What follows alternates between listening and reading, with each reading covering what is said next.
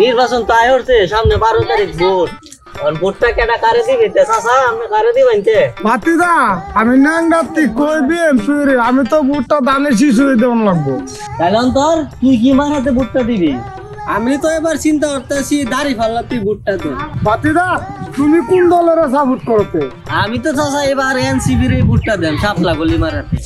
আর এখন মনে হচ্ছে যে যে মারাতে আমরা ভোট দেই না কেরে, আপনি যার ইচ্ছা তারে দেন, তোরও যার ইচ্ছা তারে দে, আমি যার ইচ্ছা তারে দিই, এইটা কোনো ফ্যাক্ট না। আমরা আসল কথা লোক আমরা মার্কা যারে ভোট দেই, আমরা গণতন্ত্রের পক্ষে গণভোটটা যাতে সবাই হা ভোটে দিই। ভাতিদা সারা বছর দেখলাম মারান মাঝে ভোট দিলাম, এবার কি নতুন ভোট বাইরে হলো? হা ভোট আর না ভোট কোন ভোটতে বুঝলাম না তো। তাইলে চাচা নইন এবার হইলো গা আমরা গণভোটের পক্ষে, বুঝছেন? বাংলাদেশে একটা নতুন নিয়ম বাড়িছে, যারা গণভোটের পক্ষে হা ভোট দিব এর কয়েকটা ফেসিলিটি আছে। মনে হয় যে আগে হইলো গা যে দল ক্ষমতা থাকতো এই দলের কথাই কিন্তু বিচার বিভাগ চলতো। এরকম আরো অনেক ঝামেলা আছে যেটা আগে হইতো। যেহেতু আমরা নতুন বাংলাদেশ আইছি, আপনি যদি হার পক্ষে ভোট দেন তাহলে মনে হয় যে বিচার বিভাগ স্বাধীনভাবে থাকবো, কোনো দলের গোলামি হতো না, বিচার বিভাগের মতো চলবো।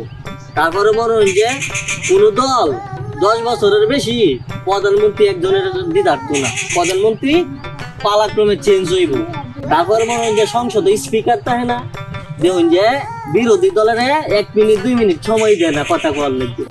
যদি আপনি হা ভোট দেন তাহলে স্পিকার হলো গা বিরোধী দল টিকে থাকবো। সরকারি দল ইচ্ছা মতো সংবিধান ফাললেই পারতো না, বুঝলেন না?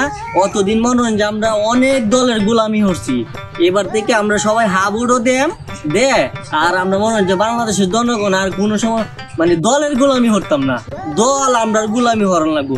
এর লাগে মনে হয় যে যে মার হাতে ভোটটা দিন সবাই কিন্তু গণভোটে হা ভোটটা দিনছে।